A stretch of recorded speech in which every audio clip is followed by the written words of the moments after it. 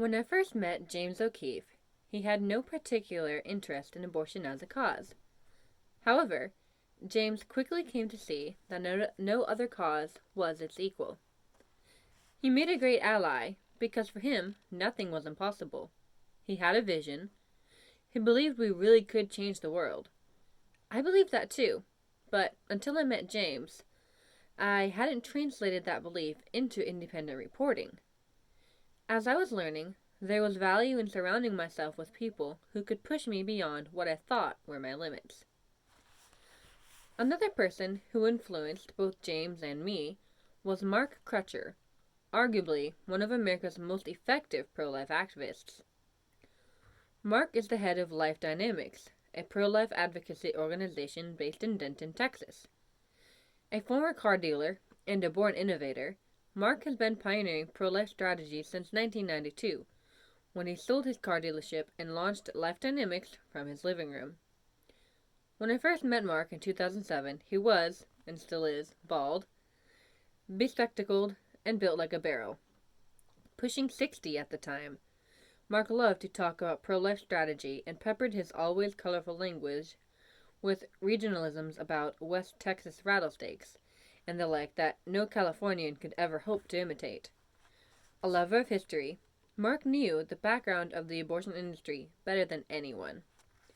When I called him for advice, he never failed to provide it, no matter how busy he was. And he was always busy. It was Mark who effectively introduced undercover work to the pro-life movement. In 2000, Mark hired a young woman to pose as a 13-year-old girl. Over the course of the next 2 years, she called more than 800 Planned Parenthood facilities across the country. Not all these facilities performed abortions, but those that didn't were happy to make referrals. On each call, the actor shared her story with a relevant Planned Parenthood staffer, explaining that although she was only 13, her boyfriend was much older. In 91% of the recorded responses, the staffer she spoke with said something along the lines of, "We won't tell if you don't tell." Despite the fact that Planned Parenthood staff are mandated by law to report suspected statutory rape, they repeatedly told the caller who claimed to be a minor that they wouldn't ask any questions about her much older boyfriend. In other words, the staffers were more than willing to overlook statutory rape.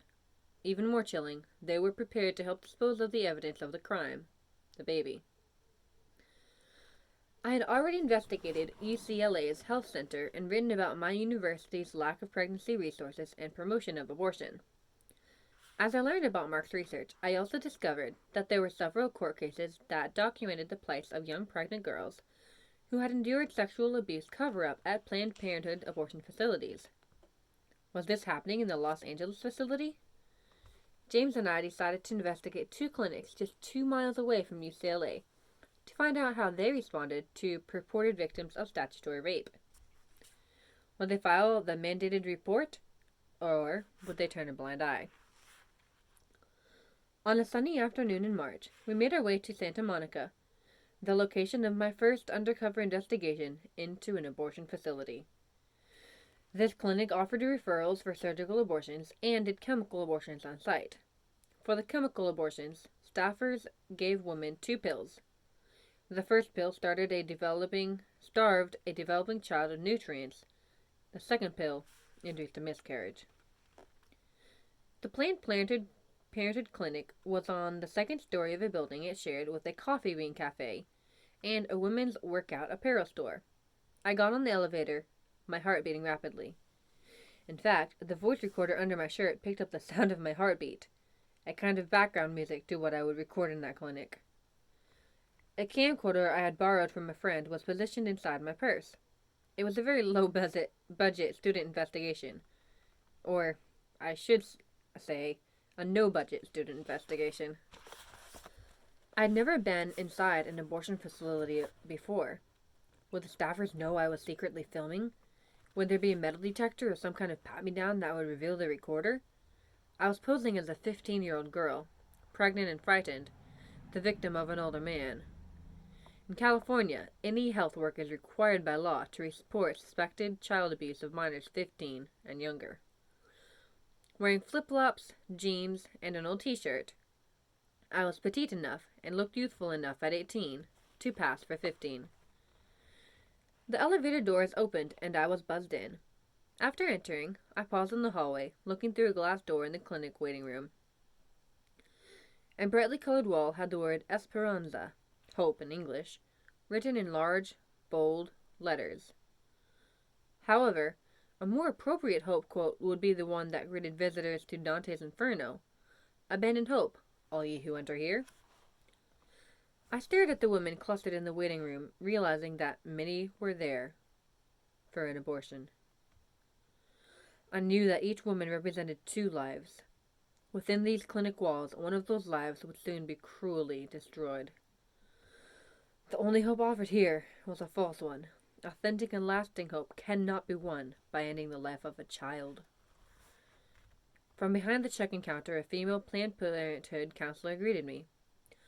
Her response to my scenario would quickly corroborate what Mark Crutcher had documented years ago. I recorded the following exchange on a hidden camera. He's 23, and, I am 15.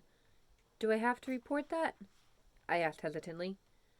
It depends how old you are. Let me double check that, said the counselor. She apparently went to talk to a supervisor and came back a moment or two later. If you're 15, we have to report that. If not, if you're older than that, we don't need to, she told me.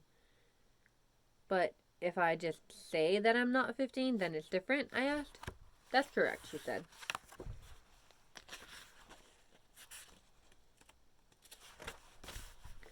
So if I say... You could say 16. Okay, I answered. So I say 16. Okay, so I could just write that I'm 16?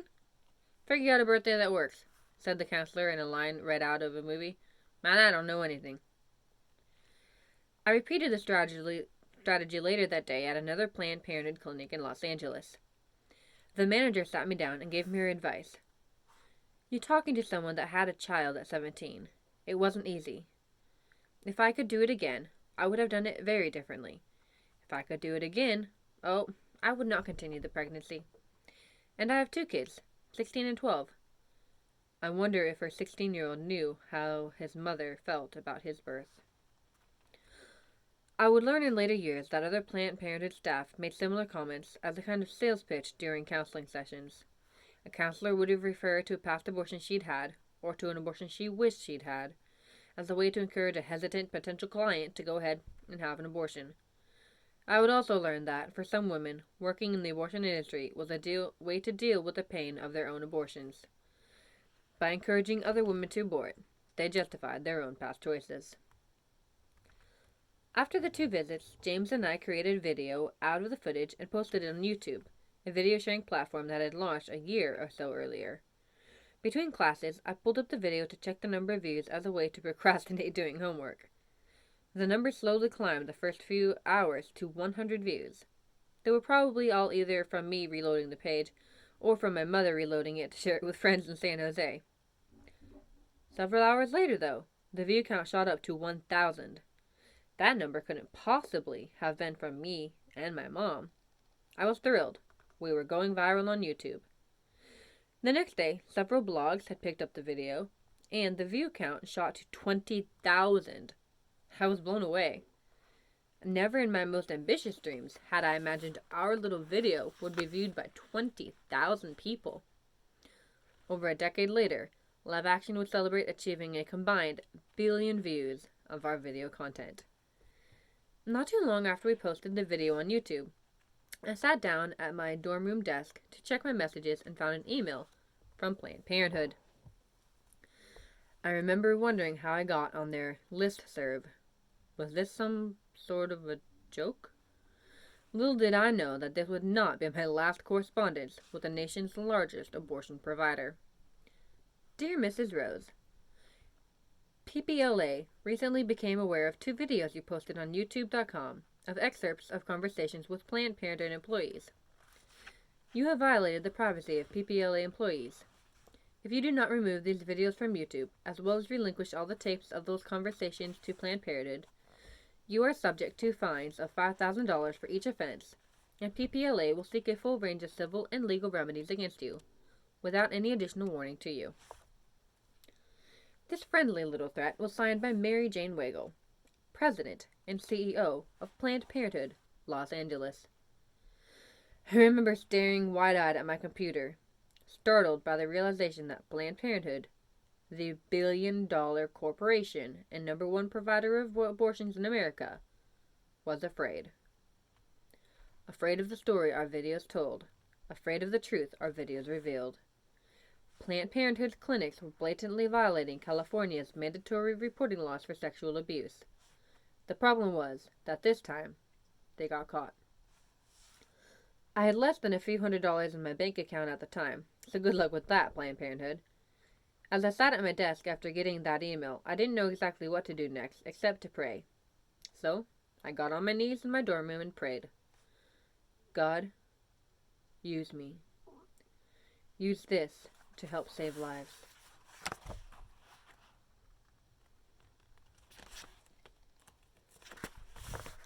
Within 24 hours, I was connected with the Alliance Defense Fund, ADF.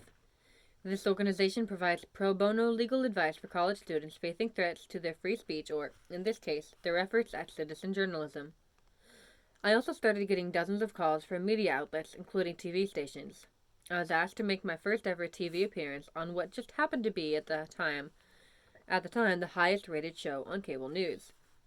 I spent hours going over my talking points for the interview with my dedicated ADF attorney, David French. My goal was to say what I had documented at the facility and explain that this was part of a systematic problem at Planned Parenthood. The 2 facilities I visited were clearly not the only ones covering up sexual abuse. The day of the interview, I was too excited to even feel anxious. I didn't have any professional clothes, but I found a black top that looked fancy enough. On schedule, a black limo arrived outside my dorm to take me to a studio about 20 minutes away. The Fox News host would interview me from New York. I would be doing what they call a remote. Upon arrival at the Los Angeles studio, I was escorted to the green room where I nervously awaited my interview. A green room sounded very official to me, especially after the limo, so I wondered if there would be any free snacks or treats there. Too bad, there was only a water cooler. Unusual for Fox, too. There was only one available to apply TV makeup, so I ended up looking even younger on screen than I did in real life, like an actual 15-year-old. At the time, however, I wasn't thinking about how I looked, or even what I would say. I was just thrilled realizing that the very video footage that Planned Parenthood was trying to get deleted from YouTube would be aired on the show for millions of people to see. Planned Parenthood's threat to sue me is what had caught the attention of the news media. Had Planned Parenthood just ignored me, the videos might have never gotten beyond YouTube. The abortion group would drop their lawsuit threat against me. It had become more trouble than it was worth. I had no idea at the time how this first investigation into Planned Parenthood, the lawsuit threat, and the subsequent media coverage would shape the next 15 years of my life. I did learn, however, that if I were willing to leave my comfort zone, if I tried the unconventional and took risks, my efforts might be rewarded in ways beyond what I could ever have anticipated. There was never a perfect time to take the next step in my advocacy work. The resources were never perfectly lined up. There are always good reasons to not take action. I was a student after all. Maybe I thought I should stick to my studies and focus on getting straight A's. Maybe I shouldn't attempt student reporting without formal journalism training.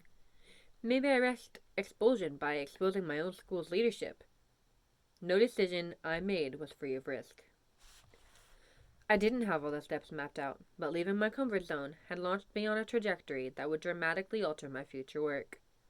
Along the way, I learned an essential lesson of leadership. Some risk is necessary if you want to force change.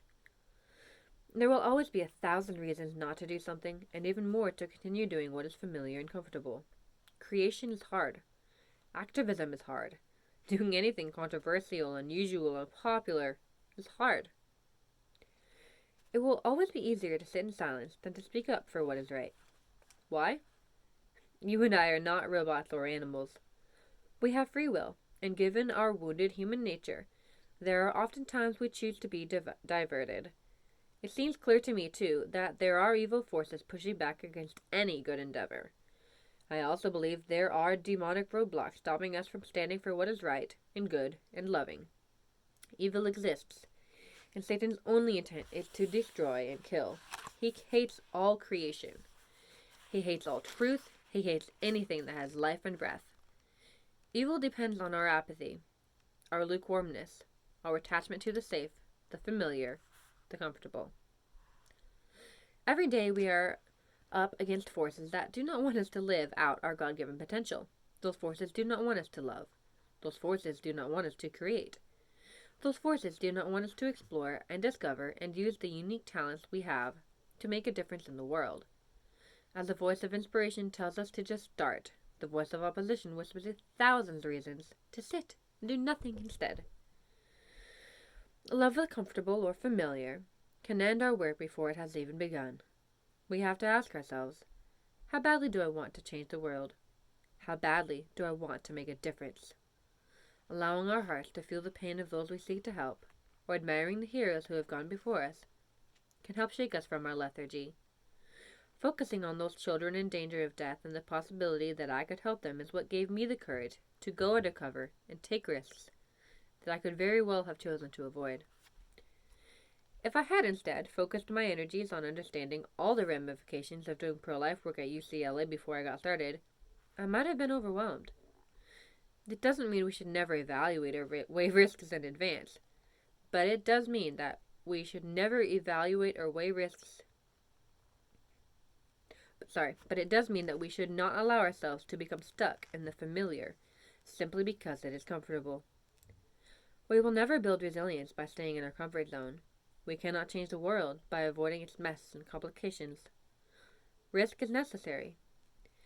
And even though it can seem scary at first, the good news is that taking risks is usually easier to do in reality than in our own minds, or we may lose momentum by imagining worst-case scenarios or talking ourselves out of taking a stand for what is right. God gives each of us grace in the present moment, not in the countless future scenarios we may drum up in our imaginations. Be encouraged that leaving your comfort zone can be as simple as making a decision today to break out of your routine, out of doing only what is comfortable, easy, or familiar, and trying something that is more difficult, daring, or unfamiliar in service of others. When we dare to do what is right or good or loving, God can take our imperfect actions and bring good from them. St. Augustine said, "God provides the wind, but man must raise the sails."